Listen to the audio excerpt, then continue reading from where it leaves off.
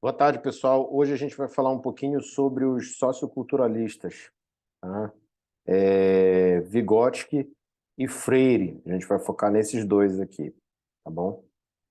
Antes de começar, eu vou fazer uma introdução aqui com base no livro do professor Moreira, tá? Tá nas referências aqui, tá? Ele vai dizer que, diferentemente de Piaget, tá?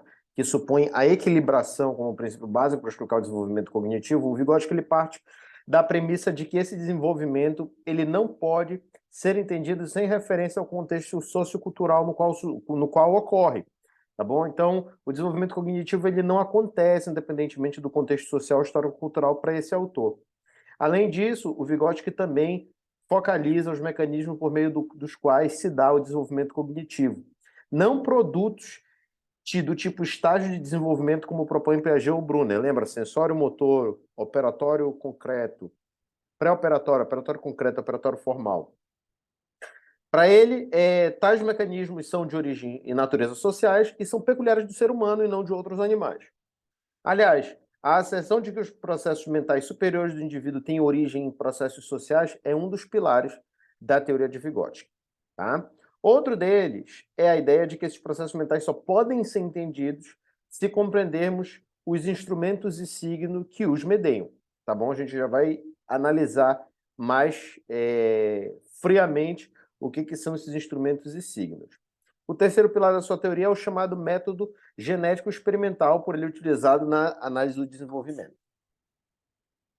Naturalmente, a ênfase vigotskiana nas origens sociais dos processos psicológicos superiores, bem como a primazia dos processos em detrimento dos produtos, característica do seu método de análise, refletem as raízes marxistas de sua proposta. Tá? O Vygotsky ele foi um dos psicólogos soviéticos que, pós-Revolução Russa de 1917, começou a tentar transformar ou construir uma análise histórico-dialética da psicologia. Então, se você não está preparado para aderir ao referencial filosófico de Marx, tá, eu sugiro que você procure outro referencial teórico, porque para endossar Vygotsky você precisa endossar Marx, porque senão a coisa não faz sentido. Tá? Talvez por isso... Um segundinho aqui que as coisas caíram todas aqui. Talvez por isso, e também pelo próprio predomínio behaviorista em tempos passados, e mais recentemente o piagetiano, o enfoque de Vygotsky apenas nas últimas décadas do século passado começou a ser bastante citado como um referencial para o ensino e aprendizagem. Como se pretende mostrar aqui, né, a teoria de Vygotsky tem profundas implicações educacionais. Tá? Ele morreu muito cedo, Vygotsky. Vygotsky morreu com 38 anos de uma tuberculose que era recorrente na vida dele. Tá? Isso aí está bem narrado na vida, né? A história biográfica, se você quiser ler, é o Vygotsky and the Social Formation of the Mind, do James Virch, né? Que é um cara que escreve um livro belíssimo sobre Vygotsky. O que são instrumentos e signos? Em primeiro lugar, né?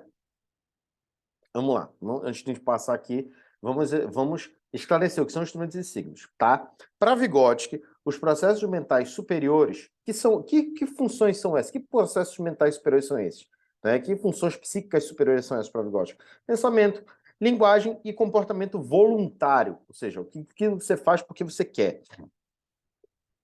Todas essas funções mentais, elas têm origem nos processos sociais. O desenvolvimento cognitivo do ser humano não pode ser entendido sem referência a isso. Então, se você desconsidera a sociedade, tá? Em certo grau, né, uma das críticas que foi feita com o Piaget é que o Piaget tratava, por exemplo, a interação social como um subproduto, né, da ação individual, tá? Então ele dava uma importância de segunda ordem para isso. O Vygotsky, a importância era de primeira ordem. Contudo, não se trata apenas de considerar o meio social como variável importante do desenvolvimento cognitivo. O próprio Piaget faria isso. Tá? Para ele, o desenvolvimento cognitivo é conversão de relações sociais em funções mentais.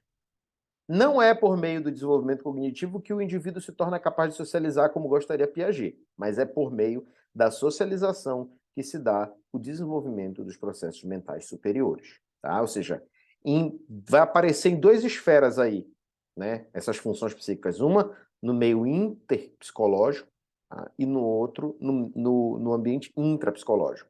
Tá?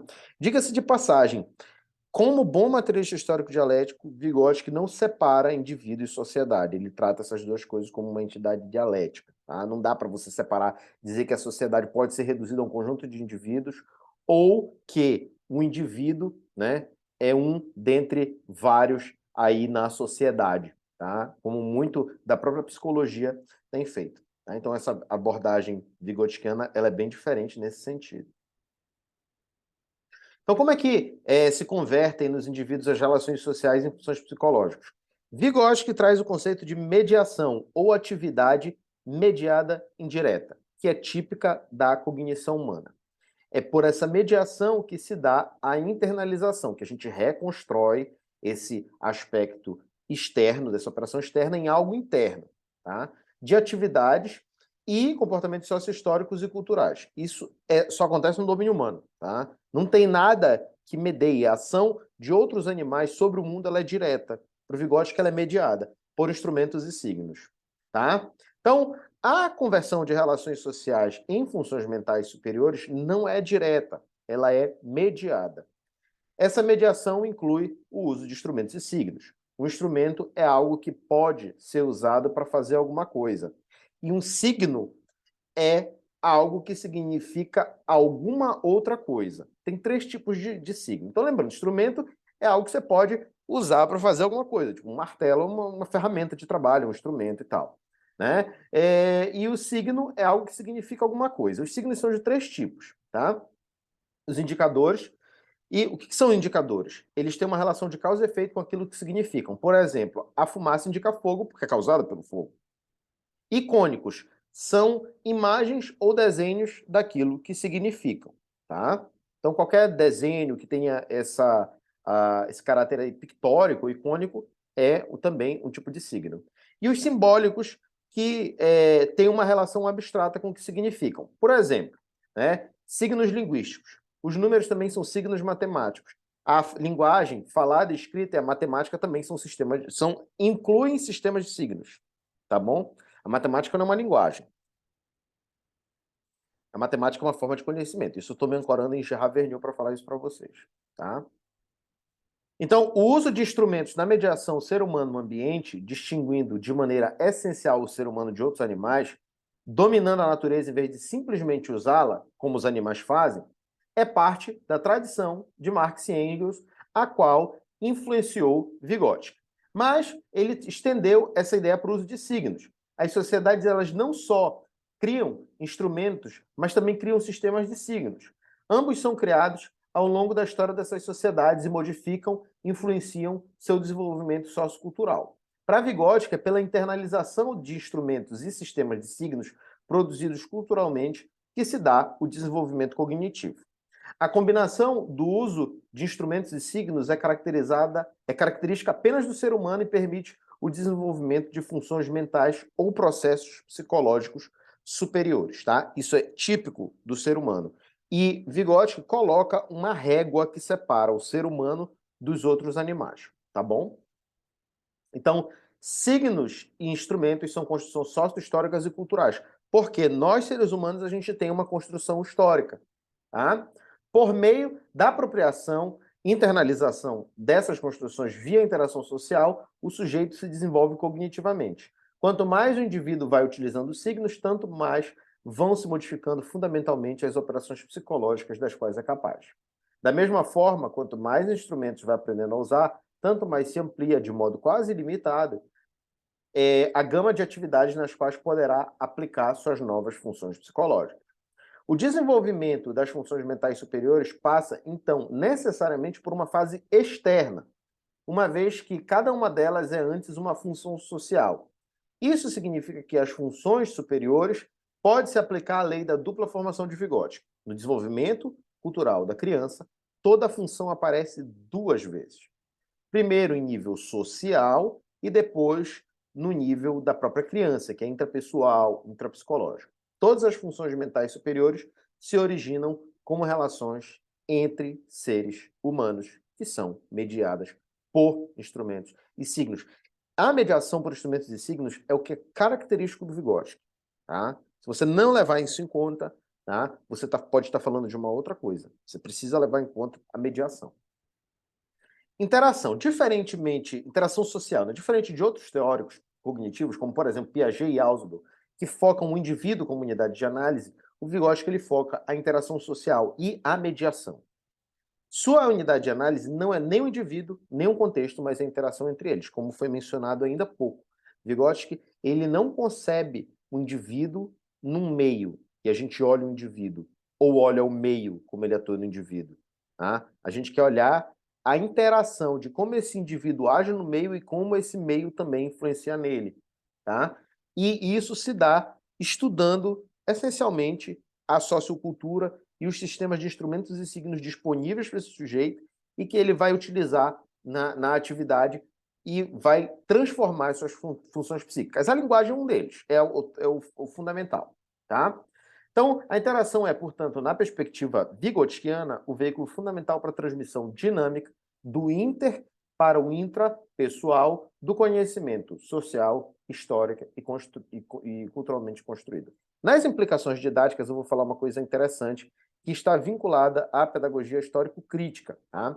A pedagogia histórico-crítica, a gente vai trazer aqui, na verdade, dois grandes caras aqui. Eu poderia trazer um terceiro, né, que é o Dermeval Saviani, e puxar um debate que iria, inclusive, enveredar pelo campo do currículo, porque esse debate acontece. Tá?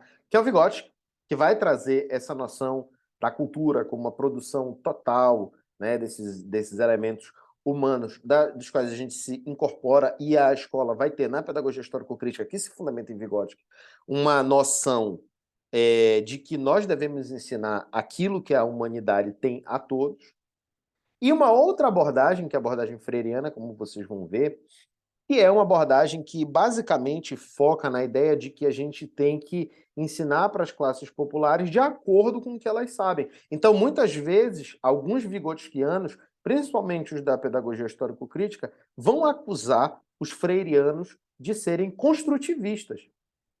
Justamente por quê? Porque o Paulo Freire ele pega muita coisa ali da fenomenologia, né? E uma delas é essa, de respeitar que cada ser é um ser, que cada comunidade é uma comunidade, e tem um debate muito interessante nesse sentido. Mas a gente não vai se focar nisso. Obviamente, isso é só para dar aquele gostinho, né? Se vocês quiserem dar uma olhada aí no livro da Alice Lopes, né, de Teorias do Currículo, ela tem essa discussão bem interessante. Ah, eu faço essa discussão em um outro vídeo aqui, porque eu não sei botar card, né? Eu não sou youtuber, já falando para vocês. Eu coloco minha aula aqui para que os alunos possam assistir, né? E na sala a gente vai tirando as dúvidas, né? Como uma forma de inverter, né? Eu nem sei se isso é uma sala de aula invertida. Eu digo que é, né? Mas é de inverter os ambientes, que lá na sala os alunos estudam com o apoio do professor, e aqui eles estudam em casa o que eles teriam que ler sozinhos no livro e tudo mais, tá? Que é onde surge a dúvida, né? Então tá. O que é, entretanto, interação social, tá? Um autor chamado Garton, que escreve um livro sobre essa temática, ele vai dizer que uma definição de interação social implica um mínimo de duas pessoas intercambiando informações. O par ou díade é o menor microcosmo da interação social. Implica também um certo grau de reciprocidade e bidirecionalidade entre os participantes. Ou seja, a interação social supõe um movimento ativo, embora não necessariamente no mesmo nível, de ambos os participantes desse intercâmbio, trazendo a eles diferentes experiências e conhecimentos, tanto em termos qualitativos como quantitativos. Lembrando, né, essa interação ela é mediada. Lembre-se sempre. As crianças geralmente não nascem isoladas, tá? Elas interagem com os pais, com os outros adultos da família, com outras crianças e assim por diante. Adolescentes, adultos, moços e velhos geralmente não vivem isolados. Estão permanentemente interagindo socialmente em casa, na rua, na escola, etc. Para Vygotsky, essa interação é fundamental para o desenvolvimento cognitivo e linguístico de qualquer indivíduo. Contudo, seus mecanismos são difíceis de identificar, qualificar e quantificar com precisão. Vygotsky também traz o significado. Tá? A noção de significado para Vygotsky ela é interessante. Ela está diretamente relacionada, tá, à interação social, porque os significados eles são adquiridos socialmente. Tá? Signo é alguma coisa que significa outra coisa. As palavras, por exemplo, são signos linguísticos. Os gestos também são exemplos de signos. Os significados das palavras e gestos são construídos socialmente. Consideremos, por exemplo, a palavra mesa. Socialmente está acordado que esse signo linguístico significa o que há de regularidade em uma quantidade infinita de determinado tipo de objeto. Consideremos o gesto de apontar. Socialmente se aceita para ele, entre outros, o significado de indicar um objeto, de querer esse objeto. Mas os significados são contextuais. Em uma língua, a palavra mesa pode não significar nada ou ter um significado distinto. A palavra pesquisa, por exemplo, em português, se aplica geralmente à atividade científica, enquanto em espanhol se refere mais à investigação policial. E em português, investigação se refere, em geral, à investigação policial e investigación, que é uma palavra em espanhol, se refere à pesquisa. Gestos que têm significado obsceno em uma cultura podem não tê-lo em outra.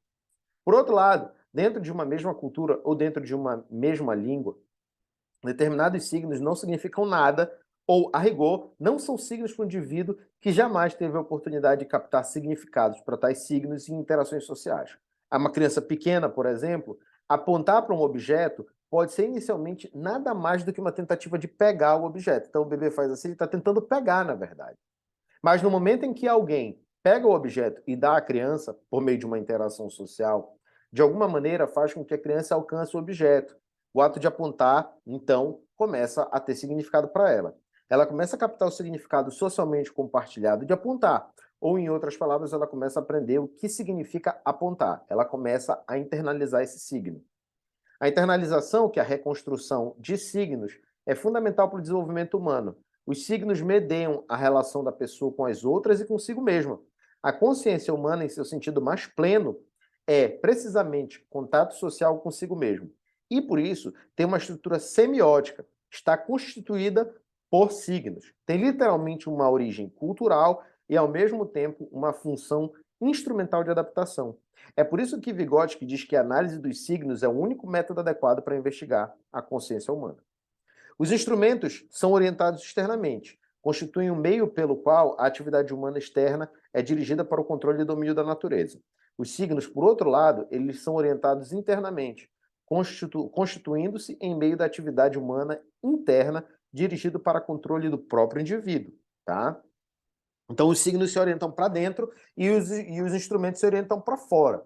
Para internalizar signos, o ser humano tem que captar os significados já compartilhados socialmente, ou seja, tem que passar a compartilhar significados já aceitos no contexto social em que se encontra, ou já construídos social, histórica ou culturalmente. Percebe-se aí o papel fundamental da interação social, pois é por meio dela que a pessoa pode captar significados e certificar-se de que os significados que capta são aqueles compartilhados socialmente para os signos em questão. Em última análise, então, a interação social implica, sobretudo, um intercâmbio de significados. Por exemplo, para que uma criança internalize determinado signo, é indispensável que o significado desse signo lhe chegue de alguma maneira, tipicamente por intermédio de outra pessoa, e que ela tenha oportunidade de verificar, tipicamente externalizando para essa pessoa, se o significado que ela captou para o signo que está reconstruído internamente é socialmente aceito, compartilhado. Tá? Para Vygotsky, tá? A fala também é um importante sistema de signos, e talvez o mais importante. Só um segundinho que eu vou pegar minha bateria aqui, que o meu computador está descarregando.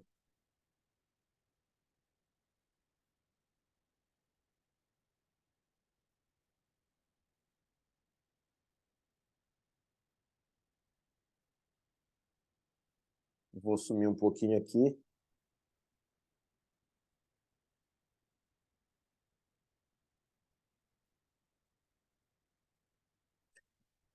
Pronto, tá? Então é o mais importante sistema de signos para o desenvolvimento cognitivo da criança, pois ele libera a criança dos vínculos contextuais imediatos, tá? O desenvolvimento dos processos mentais superiores depende de descontextualização e a linguagem serve muito bem para isso na medida em que o uso de signos linguísticos permite que a criança se afaste cada vez mais de um contexto concreto. O domínio da linguagem abstrata, descontextualizada, flexibiliza o pensamento conceitual e proposicional. Na aprendizagem de conceitos, por exemplo, a criança inicialmente associa o nome do conceito como gato ou cadeira a um animal ou objeto específico que encontrou na sua vida diária. e que, em uma interação social, alguém lhe disse, olha, isso é um gato, ou olha, isso é uma cadeira. Mas pela experiência, isso é, por meio de sucessivos encontros com diferentes gatos e cadeiras, a criança aprende a abstrair de um caso concreto o nome do conceito e a generalizá-lo a muitas outras situações e instâncias. Quando isso acontece, os signos linguísticos de gato e cadeira, no caso, passam a representar a classe de animais que socialmente chamamos de gatos e a classe de objetos a que socialmente damos o nome de cadeira, sem referência a nenhum exemplo particular. Nesse caso, diz que os conceitos foram formados. Então, é parecido com aquela instância do protótipo que a gente mencionou, né? Ou seja, você vê uma cadeira, você reconhece uma cadeira, porque você internalizou esse signo linguístico. Naturalmente, a fala é extremamente importante no desenvolvimento da linguagem. Portanto, o desenvolvimento da fala deve ser, na perspectiva de Vygotsky, um marco fundamental no desenvolvimento cognitivo da criança. Para Vygotsky, o momento de maior significado no curso do desenvolvimento intelectual, que dá origem às formas puramente humanas de inteligência prática e abstrata, acontece quando a fala e a atividade prática, então duas linhas completamente independentes de desenvolvimento, convergem. Embora o uso de instrumentos pela criança durante o período pré-verbal seja comparável àquele dos macacos antropóides, assim que a fala e o uso de signos são incorporados a qualquer ação, esta se transforma e se organiza ao longo de linhas inteiramente novas. Realiza-se, assim, o uso de instrumentos especificamente humanos, indo além do uso possível de instrumentos mais limitados pelos animais superiores. Então, o Vygotsky ele concebe, tá, duas linhas para essas duas funções, tá, para esses dois elementos aí psíquicos, que é a linguagem e o pensamento. O Vygotsky tem um livro chamado Pensamento e Linguagem que ele vai debater isso, tá? Mas, essencialmente, Vygotsky vai dizer que o pensamento e a linguagem são dois processos diferentes e que eles seguem duas linhas independentes até certo ponto quando eles se entrelaçam. E é nesse ponto que eu acabei de mencionar aqui para vocês que esses processos se entrelaçam. Tá? Para alguns de nós, pensamento e linguagem parecem tão um do outro que muitas pessoas pensam que são a mesma coisa, mas não são. Eles só são altamente interdependentes. Tá? Só que o Vygotsky ele admite que nos estágios aí iniciais da vida da criança, ela tem uma fase pré-verbal do pensamento e uma fase pré-intelectual da fala. E eu já vou dar alguns exemplos para vocês do que se trata disso. A inteligência prática se refere ao uso de instrumentos. A inteligência abstrata é a utilização de signos e sistemas de signos, dos quais a linguagem é o mais importante para o desenvolvimento cognitivo. Embora a inteligência prática e a fala se desenvolvam separadamente nas primeiras fases da vida da criança, elas convergem. A primeira manifestação dessa convergência ocorre quando a criança começa a falar enquanto resolve um problema prático. No entanto, para Vygotsky, a fala egocêntrica é o uso da linguagem para controlar e regular o comportamento da criança e não reflete pensamento egocêntrico. Tá? A fala egocêntrica vem da fala social e representa a utilização da linguagem para mediar ações. Tá? Então a criança ela começa a falar o que ela está fazendo. Tá? Isso aí é, na verdade, um estágio intermediário entre a fala social e a fala internalizada. Tá? Posteriormente, quando ela for realizar uma atividade, ela vai processar essas operações linguísticas internamente. Para as crianças, a fala é tão importante quanto a ação para atingir o objetivo.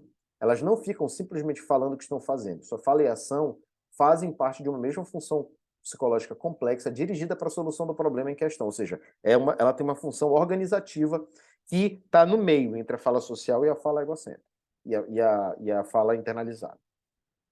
As crianças resolvem suas tarefas práticas com a ajuda da fala, assim como dos olhos e das mãos. Quanto mais complexa for a ação exigida pela situação e menos direta a solução, maior a importância da fala na operação como um todo. Tá? A fala egocêntrica é, em grande parte, audível e compreensível ao observador externo, mas posteriormente torna-se o que se chama de fala interna, que é ininteligível aos outros, mas serve para regular ações e comportamentos do indivíduo. Portanto, o desenvolvimento da linguagem do indivíduo se dá da fala social, que é a linguagem comunicação, para a fala egocêntrica, que é uma linguagem como mediadora da ação, e desta para a fala interna. Esta, por sua vez, reflete uma independência cada vez maior em relação ao contexto extralinguístico que se manifesta por meio da abstração, que leva à conceitualização de objetos e eventos do mundo real.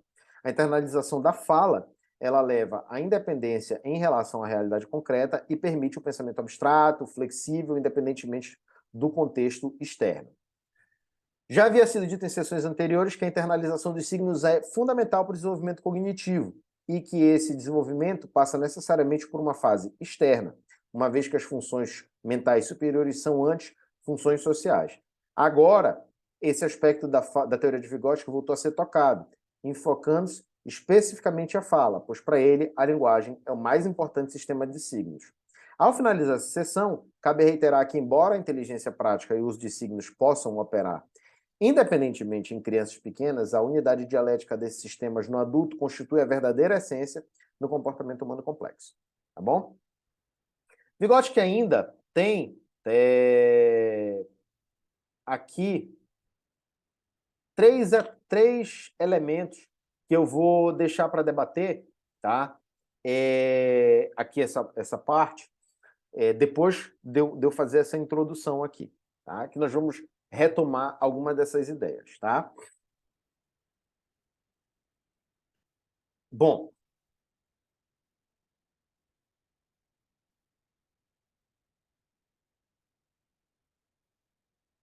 tá. A ênfase central, tá? Como a gente falou, da teoria de Piaget e de Brunner, tem a ver com a compreensão dos sistemas lógicos envolvidos na construção do significado. A teoria de Vygotsky, por outro lado, embora ela se preocupe com a questão do significado, tá? Ela olha de uma outra forma para isso. Muitas pessoas, né, inclusive aqui o Guilherme François diz que o Vygotsky é entendido como construtivista, mas não caiam nessa cilada, tá? Existem diversos autores brasileiros e internacionais fazendo um grande esforço para mostrar que o Vygotsky não é construtivista. Tá? Vygotsky, ele é materialista histórico dialético. Ele pensa numa outra filosofia bem diferente dessa, tá? Do construtivismo. Ao contrário do Piaget, o Vygotsky enfatiza como a cultura e a interação social estão envolvidas no desenvolvimento da consciência humana. Assim, enquanto a teoria de Piaget dá as forças que estão dentro da criança, por exemplo, a equilibração, um papel fundamental, o sistema de Vygotsky enfatiza as forças que estão fora. Em outras palavras, as forças da cultura. Mas isso também não é uma compreensão totalmente acertada, porque o Vygotsky ele trata essa questão de interior e exterior de uma forma dialética também. Não há interior sem exterior e vice-versa. Da mesma forma, não há indivíduo sem sociedade e não há sociedade sem indivíduo. Tá? Essas duas coisas, existe uma tensão irredutível entre essas coisas. Tá? Três temas sobrepostos unificam a ampla teoria de Vygotsky. Eles lidam, tá, com a importância da cultura, o papel da linguagem e a relação entre o professor e o aluno. Bom, o tema singular mais importante da teoria de Vygotsky pode ser resumido em uma frase. A interação social está fundamentalmente envolvida no desenvolvimento da cognição. Mas vamos além e vamos dizer que a interação social mediada por signos e instrumentos. Por interação social, Vygotsky entende a interação da criança com aquilo que ele chama de cultura. Somos muito diferentes dos animais. Por quê? Porque dos outros animais, né, que a gente também é animal. Porque usamos ferramentas e símbolos e como resultado criamos essa coisa chamada cultura. A gente não só é produto da natureza, a gente também produz natureza, né? A gente produz cultura. As culturas são muito poderosas, dinâmicas, alterando coisas que exercem uma enorme influência sobre cada um de nós. A cultura, por exemplo, especifica o que é um desenvolvimento bem-sucedido, aponta o que temos de aprender e que competências são necessárias para nos adaptarmos ao mundo. As culturas, explicou Vygotsky, modelam o funcionamento mental do ser humano. Tá?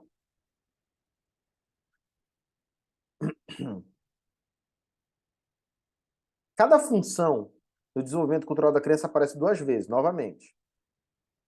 Primeiro no nível social e mais tarde no nível individual. Primeiro entre pessoas, no plano interpsicológico, e então, dentro da criança, no plano intrapsicológico. Isso se aplica igualmente à atenção voluntária, à memória e à formação de conceitos. Talvez até mesmo as teorias psicológicas sejam moldadas na cultura. Tá?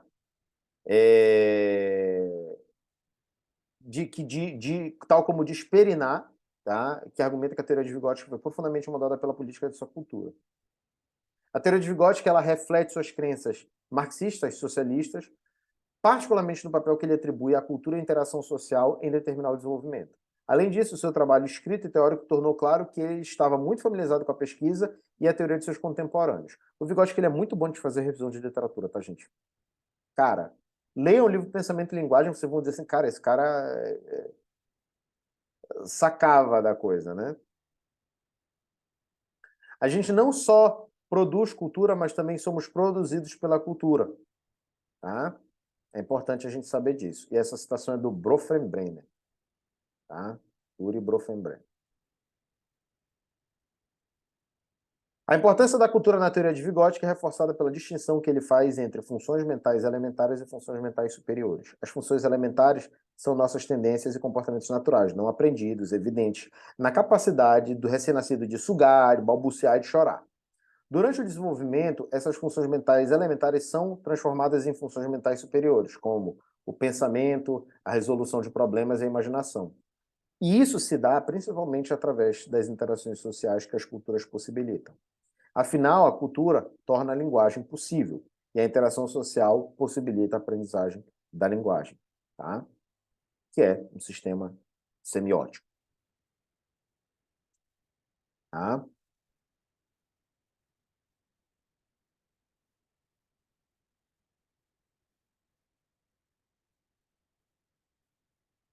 É...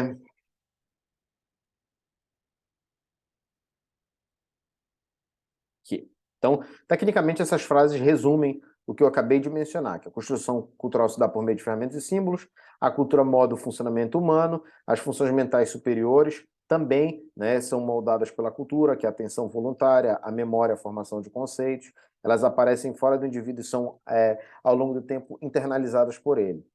Nós produzimos e somos produzidos pela cultura, que cada sujeito tem papel ativo, tá? As funções mentais superiores, novamente, aqui tá, esse slide está repetido, né?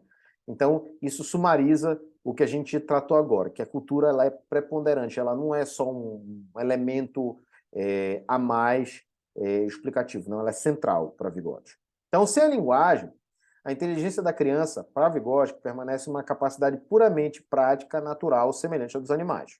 Tá? Como os macacos, por exemplo. Uma capacidade limitada a funções mentais elementares e atividades animalescas como sensações e percepções. Mas com linguagem a gente pode interagir socialmente. E com a interação social surge o que Vygotsky descreve como criação e ensino, que são essenciais para o desenvolvimento. Portanto, o desenvolvimento cognitivo é fundamentalmente uma função da ampla interação verbal que ocorre entre criança e adulto. Novamente, é um tema aí que apresentei há pouco, né? Então, a relação entre pensamento e linguagem. Pensamento e linguagem são a mesma coisa ou elementos diferentes? Tá? Para compreender o desenvolvimento intelectual, é necessário entender essa relação entre pensamento e linguagem. Tradicionalmente, a psicologia tem sugerido duas possibilidades, naturalmente com algumas variações a respeito. Uma delas é que o pensamento pode ser idêntico à linguagem, uma visão que muitas vezes é atribuída a behavioristas como Watson, que afirmava que o pensamento é simplesmente o discurso internalizado, ou seja, o pensamento é fala menos a voz, né? Fala menos som.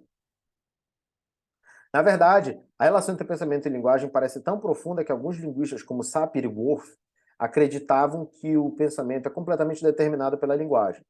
Tá? Outra possibilidade é que o pensamento e a linguagem são basicamente independentes, mas influenciam a outra. Não são independentes, tá? Eles são interdependentes, mas como fala Vygotsky, eles seguem linhas inicialmente diferentes. Então, Vygotsky, né,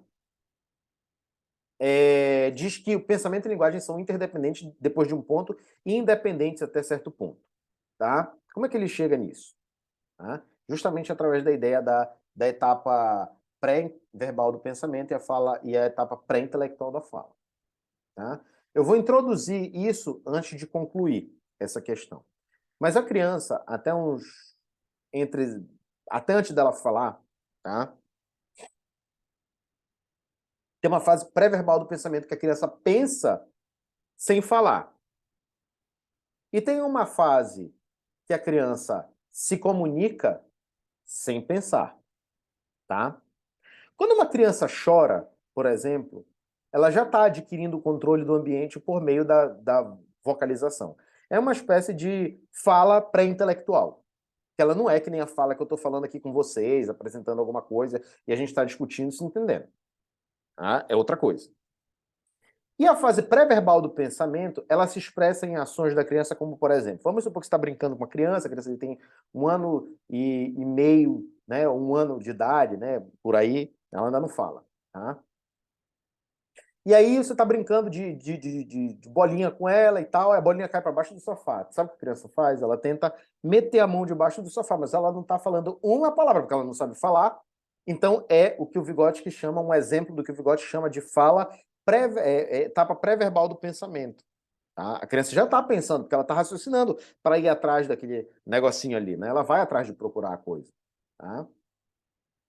Então, essas duas etapas mostram experimentalmente, empiricamente, que o pensamento e a linguagem, eles seguem linhas diferentes até certo ponto. E depois disso, quando a criança domina a fala, né, quando ela internaliza a fala, esses pontos se cruzam, de modo que o pensamento e a fala, eles ficam interdependentes. Então, para você pensar, você tem que processar linguisticamente, e para você falar, você tem que pensar antes, né? Embora algumas pessoas não gostem disso, mas ela, naturalmente, ela pensou, porque a cabeça dela não desligou, né? Então, Vygotsky propõe examinar essas possibilidades, observando a vasta literatura nessa área e elaborando uma série de investigações sobre o desenvolvimento da linguagem em crianças. Ele rapidamente chegou à conclusão de que a conhecida forma forte da hipótese Sapir-Whorf, a crença de que a linguagem é essencial para o pensamento e o determina, não é defensável. Tá? Embora a linguagem e o pensamento eles sejam essenciais um para o outro depois de um certo ponto, a linguagem não determina o pensamento e ela tampouco, em determinados pontos, a linguagem ela não vai influenciar o pensamento, porque, por exemplo, a criança ainda não a domina. Então, evidências contrárias incluem manifestações de pensamento entre crianças utilizando linguagem não verbal, assim como entre determinados animais.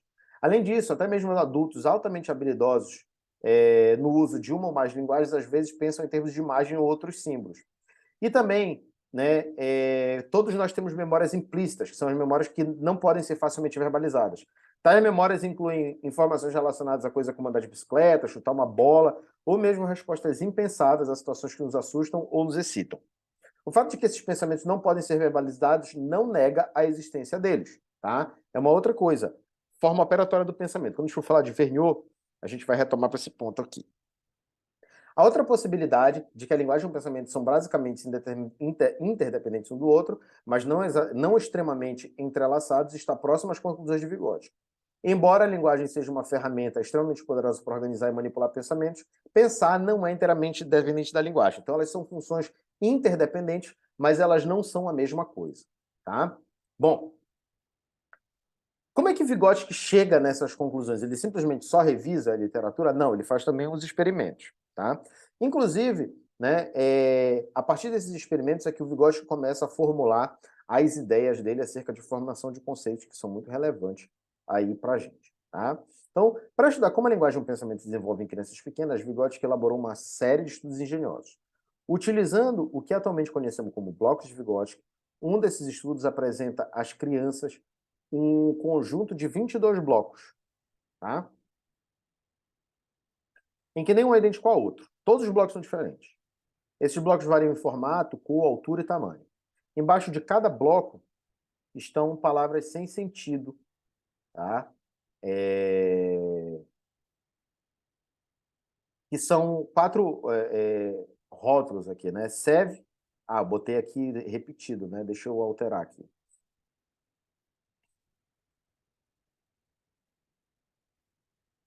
Aqui, ó.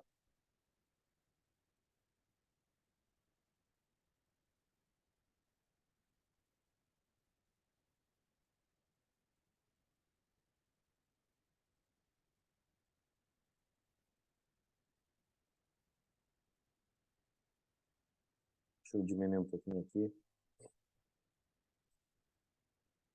para ficar mais do mesmo tamanho. Pronto, aqui, ó. Tá? Então é sec, cadê? Sec, bic, mur e lag. Nenhum desses rótulos é uma palavra real, são palavras sem sentido. Nenhuma delas foi aprendida antes.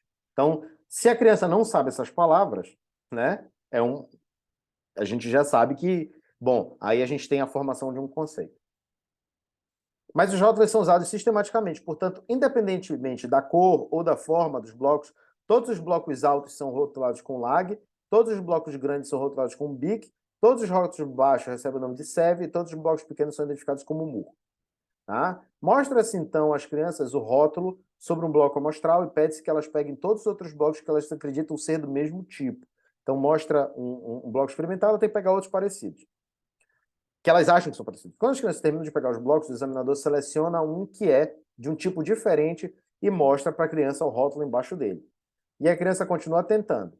Tipicamente, o experimento continua até que a criança resolva o problema. Isso é, até que a criança aprenda que as palavras são rótulos para os blocos que são idênticos em 2 de 4 dimensões, que é altura e tamanho. Tá? Então, altura e tamanho aí indexam, digamos, esses blocos aí, essas palavras sem sentido. Então, ela está construindo um conceito. Observando a sequência de resolução de problemas entre várias centenas de crianças de diferentes idades e analisando seu discurso nesta e outras investigações, Vygotsky chegou à conclusão de que o discurso e o pensamento são inicialmente independentes, mas que a interação cultural e especialmente o nível de sofisticação da linguagem é instrumento na determinação do nível de sofisticação conceitual que a criança atinge. Quando a gente fala de instrumento aqui, não é instrumento no sentido de mediação. Então, tá falando aqui que é uma forma da gente determinar o nível de sofisticação conceitual. Desse modo, durante os primeiros meses, existe pouca relação entre o discurso e o pensamento. Os dois se desenvolvem independentemente. Mas com a crescente sofisticação da linguagem, o pensamento e a linguagem se tornam cada vez mais estreitamente relacionados.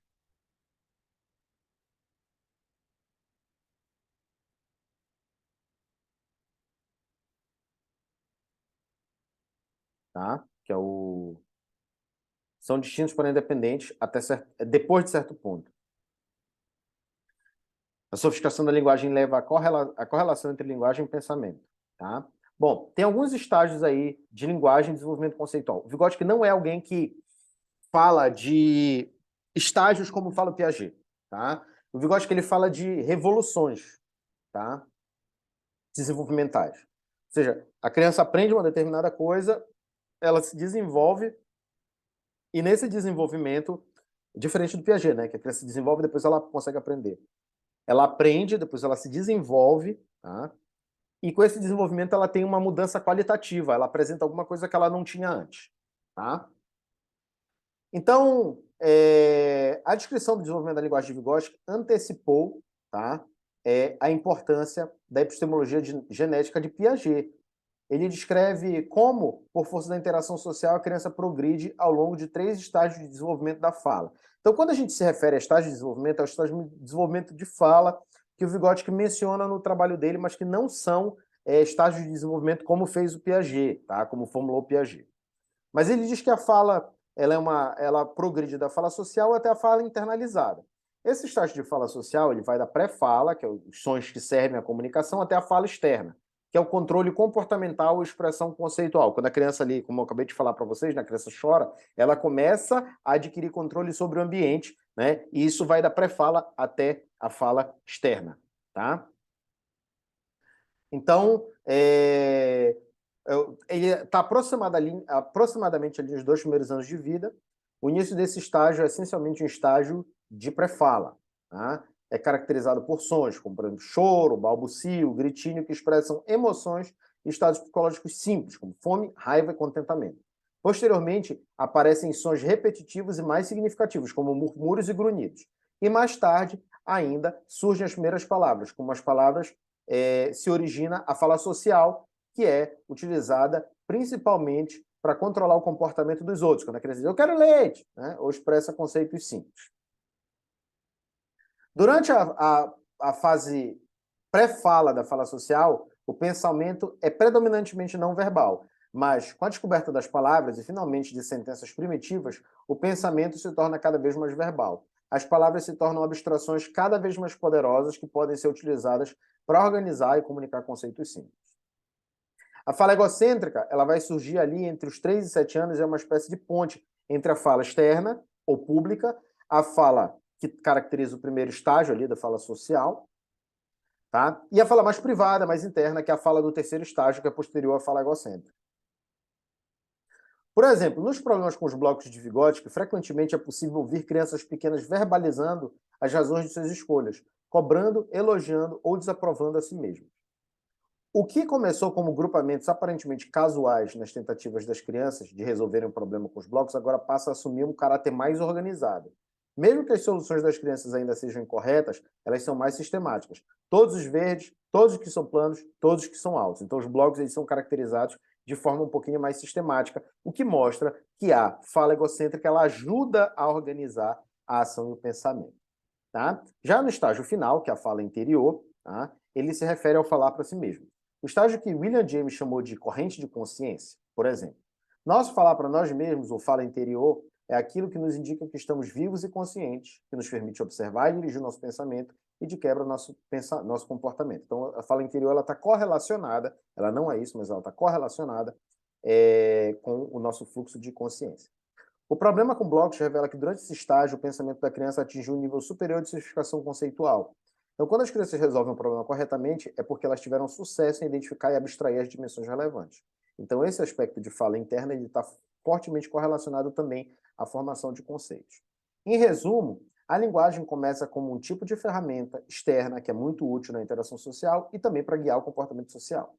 Como acontece com falar consigo mesmo, né? Em tempo, o falar consigo mesmo se torna a fala interna. Enquanto o falar consigo mesmo orienta as primeiras ações da criança, a fala interna serve mais como um guia do pensamento.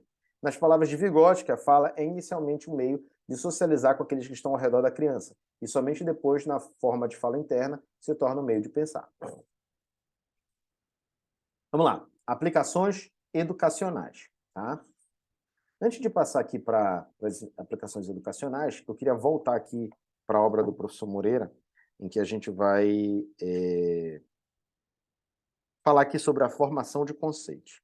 Tá? Tem um artigo do Gerard Vergniaud que ele descreve a formação de conceitos, e olha, é muito interessante esse artigo. Tá? Ele vai dizer como que a formação de conceitos, para ele, o influenciou na construção da teoria dos campos conceituais. Então, Vygotsky e seus trabalhadores e seus colaboradores estudaram experimentalmente o processo de formação de conceitos em mais de 300 pessoas, crianças, adolescentes e adultos, e concluíram que o desenvolvimento dos processos que finalmente resultam na formação de conceitos começa na fase mais precoce da infância. Mas as funções intelectuais que, em combinação específica, formam a base psicológica do processo de formação de conceitos, amadurece, se configura e se desenvolve somente na puberdade. Antes dessa idade, encontramos determinadas formações intelectuais que realizam funções semelhantes àquelas dos verdadeiros conceitos ainda por surgir. No que diz respeito à composição, estrutura e operação, esses equivalentes funcionais dos conceitos têm para os conceitos verdadeiros uma relação semelhante à do embrião com o organismo plenamente desenvolvido. As formações intelectuais equivalentes funcionais do conceito, às quais se refere Vygotsky, são três. É a agregação desorganizada ou amontoado, os complexos e os conceitos potenciais.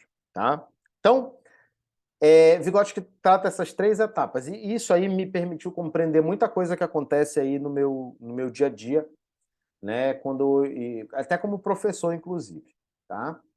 Bom, o que é a agregação amontoada, agregação desorganizada ou amontoada? É o primeiro passo da criança pequena para a formação de conceitos. Ocorre quando ela agrupa alguns objetos desiguais de maneira desorganizada, sem fundamento, para solucionar um problema que os adultos resolveriam com a formação de um novo conceito. Nessa fase, o significado do signo é estendido de maneira difusa e não diferenciada a objetos naturalmente não relacionados entre si, mas ocasionalmente relacionados na percepção da criança. Em geral, é aquela coisa que a criança gosta, tá? Ou ela gosta ou ela não gosta. Então, é totalmente pouco... É um pouquinho até aleatório. O significado da palavra conceito denota para a criança apenas um aglomerado vago e sincrético de objetos isolados que, de uma forma ou outra, aglutinam-se em uma imagem na sua mente. O primeiro estágio dessa fase é uma manifestação do estágio de tentativa e erro no desenvolvimento do pensamento. O amontoado é criado ao acaso, e cada objeto acrescentado é uma mera suposição ou tentativa. No estágio seguinte, a composição do amontoado é determinada em grande parte por uma organização do campo visual da criança pela posição espacial dos objetos. Segunda etapa, pensamento por complexos. Nessa segunda fase, os objetos são agrupados não só por causa das impressões subjetivas da criança, mas também em razão de relações que sucedem em função das relações estabelecidas entre objetos. Associativa, quando ela se liga a atributos comuns. Dois objetos têm a mesma coisa, né? De coleções relacionadas a atributos complementares. Em cadeia, em que associações feitas a partir de sequências de atributos levam ao estágio do complexo difuso, quando esses atributos vão sendo modificados de forma vaga, flutuante e aparentemente ilimitada. O que o Vygotsky coloca aí no pensamento por complexo? É alguma coisa que ela já tende a ser um pouco mais organizada, mas ela ainda está pautada no concreto. O último estágio dessa fase é o pseudoconceito, que ainda é um complexo, porque a generalização formada na mente da criança, embora semelhante ao conceito, não tem ainda todas as características, como, por exemplo, a abstração. O pseudoconceito é, portanto, uma ponte entre o pensamento por complexo e o pensamento do adulto.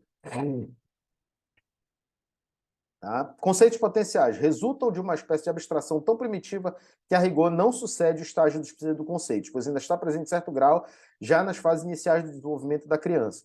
Os complexos associativos, por exemplo, requerem a abstração de algum traço comum em diferentes objetos. Contudo, o traço abstrato é instável e facilmente cede seu domínio temporário a outros traços.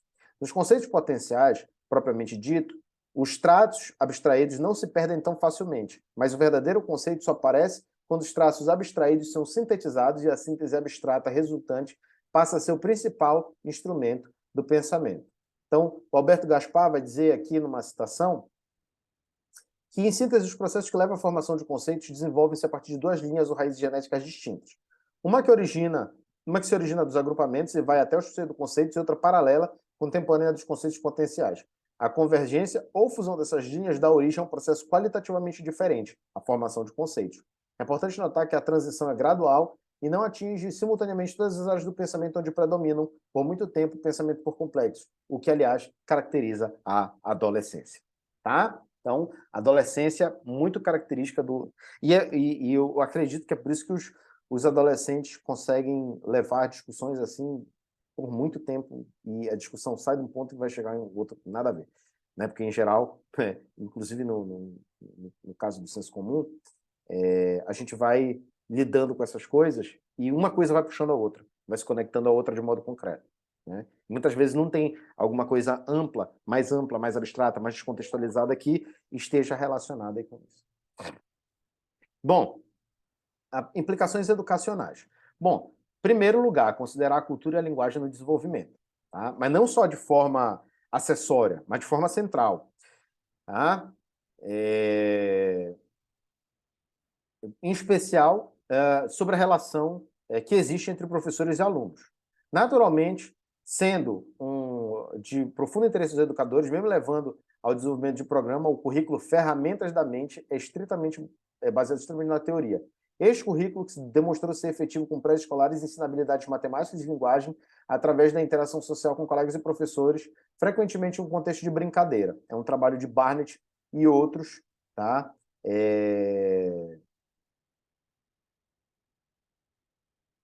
2008. Desse modo, utiliza forças culturais para propiciar e moldar o crescimento cognitivo. E a cultura e a interação social são os principais motivadores do desenvolvimento cognitivo no sistema de Vygotsky. Tá? Conceito de zona de desenvolvimento social. Isso aqui está narrado aqui, o Ferramentas da Mente. Tá? O que possibilita compartilhamento de representações, interação social e ferramentas culturais. O ZDP, né? Ou a ZDP, na verdade, né? Que é uma zona. Então, muito da popularidade da estrutura do Vygotsky, da estrutura teórica dele, diz respeito à sua descrição da relação entre aprendiz e professor, pais e criança, entre a criança e o adulto. Nessa estrutura teórica, essa relação envolve ensinar e aprender para ambas as partes. O termo russo, tá, para essa relação é obucheni. Tá? Ou seja, o professor aprende com a criança e sobre ela da mesma forma que a criança aprende por causa das ações do professor. Essa relação é bem mais resumida pela noção de Vygotsky da zona de desenvolvimento proximal. A maneira mais simples de explicar esse conceito é dizer que ela é uma espécie de potencial para o desenvolvimento. Tá? Esclarecendo, Leonardo e Daniel, por exemplo, são dois garotos de 7 anos que ambos podem, em circunstâncias normais, responder adequadamente as mesmas perguntas respondidas pela média das crianças de 7 anos e realizar tarefas mais ou menos no mesmo tempo.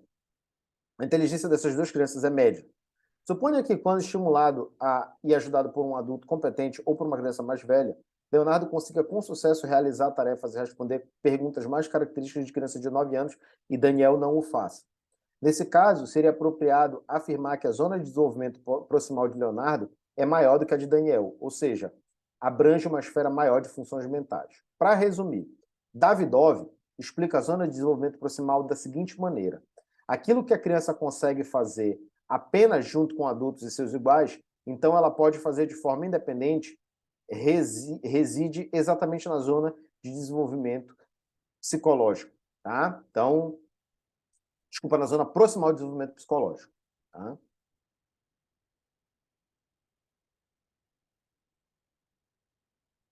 A noção de Vygotsky de desenvolvimento da zona proximal é uma das mais importantes contribuições à prática e à teoria instrucional. Outro é o conceito de suporte, tá? Que é estritamente relacionado.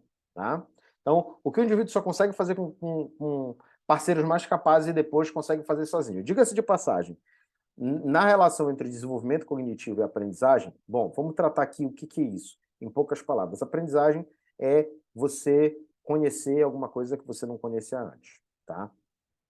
Você aprender, incorporar ao seu repertório cognitivo, comportamental, emocional, alguma coisa que você não conhecia antes. O desenvolvimento, ele envolve as mudanças qualitativas e quantitativas estruturais que ocorrem em você. Então, pode ser o desenvolvimento fisiológico, que é a maturação, pode ser o desenvolvimento cognitivo, tá? Que é a evolução das suas estruturas cognitivas, pode ser o desenvolvimento emocional, pode ser o desenvolvimento psicossocial, tá? Alguns autores, como Piaget, vão dizer que o desenvolvimento tem que vir primeiro para a aprendizagem vir depois. E existem evidências disso, né? Como eu mencionei na aula passada, da aprendizagem, por exemplo, da conservação. Foi uma coisa que foi frustrada, e mesmo quando nos casos que foi conseguida a aceleração disso, né, a criança, os efeitos não foram tão, assim, não valeram tanto a pena. A outra, né, é que a aprendizagem leva ao bom desenvolvimento. Para Vygotsky, ele é adepto dessa segunda ideia. Então, o que acontece? A criança, ela tem uma zona de desenvolvimento real que ela consegue fazer sozinha. Ela tem uma zona de desenvolvimento potencial, que é o que ela pode fazer junto com outro adulto. Todas as tarefas que estão aqui no meio estão na zona de desenvolvimento proximal da criança. Então, o que acontece? Se você coloca uma tarefa fora da ZDP, ela não consegue nem fazer com a ajuda de um adulto, então essa não é uma tarefa legal. Se você coloca abaixo da zona de desenvolvimento real, que é o que ela realmente consegue fazer sozinha, também não está legal. Tem que ser sempre um pouco mais difícil do que ela faria sozinha e um pouco menos difícil do que ela faria, né, com a ajuda de um parceiro mais capaz. Por quê? Porque isso aqui vai impulsionar a criança a aumentar o seu desenvolvimento real e, portanto, né, vai aumentar o seu desenvolvimento, a zona de desenvolvimento potencial, e a zona de desenvolvimento proximal ela vai se deslocar aqui em direção ao desenvolvimento cognitivo de um sujeito amadurecido, tá bom?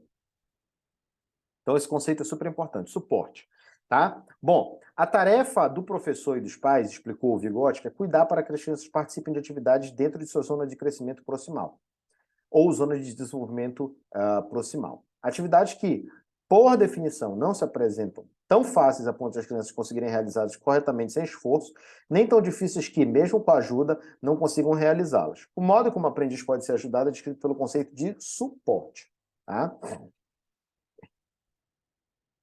Se você tivesse de construir um galpão bem alto, seria muito útil ter um suporte sobre o qual se apoiar. O nome dessa palavra em inglês é scaffolding, tá? Que é o tipo andaime.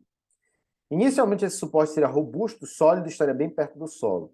À medida que as paredes sobem, também faz o suporte, ou andaime, né?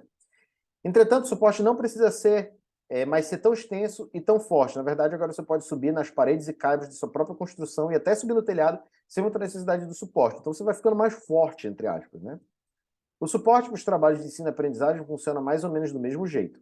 Nos primeiros estágios da aprendizagem, o suporte, ou seja, a orientação e o auxílio, são essenciais. Não se pode esperar que uma criança pré-escolar descubra com rapidez e facilidade os sons que representam cada uma das letras do alfabeto. Ou seja, não, deixa a criança lá se virar e eu só vou jogar ali a tarefa e vou ficar vendo, né, o que acontece. No entanto, em estágios posteriores, o aprendiz inteligente bem-sucedido será capaz de pronunciar rapidamente palavras novas. Os aprendizes mais velhos que aprenderam como aprender precisam menos de suporte, já que constroem com base na aprendizagem prévia e estratégias bem ensaiadas. Falando, demonstrando, corrigindo, apontando, exigindo, oferecendo modelos, explicando procedimentos, fazendo perguntas, identificando objetos que os professores e pais constroem os suportes com as crianças. Como destacam Fernandes, Weigriff, Mercer e Rojas Drummond, na verdade, o suporte permite às crianças executar tarefas que estariam além de suas capacidades, ou seja, acima da zona de desenvolvimento real, tá? Se elas trabalhassem sozinhas. As pesquisas sustentam a noção de Vygotsky de que o suporte pode aumentar a complexidade do pensamento infantil e afetar positivamente tanto a aprendizagem quanto o desenvolvimento cognitivo do sujeito. Então, o que acontece? O suporte, ele permite você empurrar aqui para a criança, o auxílio do parceiro mais capaz, que numa tarefa na CDP ajuda a criança a aprender e, portanto, se desenvolver. A boa aprendizagem é a que leva ao desenvolvimento para Vygotsky. O suporte, dizem Hogan e Presley, é uma metáfora que leva a um modelo de aprendizagem por meio de aumentos graduais. Além disso, enfatiza a importância da interação entre educador e estudante, e também entre estudantes e estudantes. Mais ainda, reforça a importância da compreensão dos princípios que regem o desenvolvimento e aprendizagem da criança, porque os suportes que o educador constrói precisam estar na zona de desenvolvimento proximal. Isso significa que elas precisam oferecer ao aprendiz desafios que se enquadram no âmbito daquilo que a criança consegue realizar com o apoio de uma criança mais velha.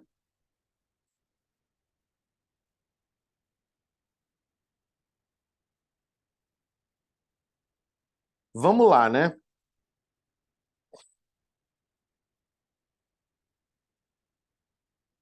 Vamos lá. O que temos aqui? Pontos fortes e pontos fracos. Na verdade, a descrição de Vygotsky, ela aparentemente, né,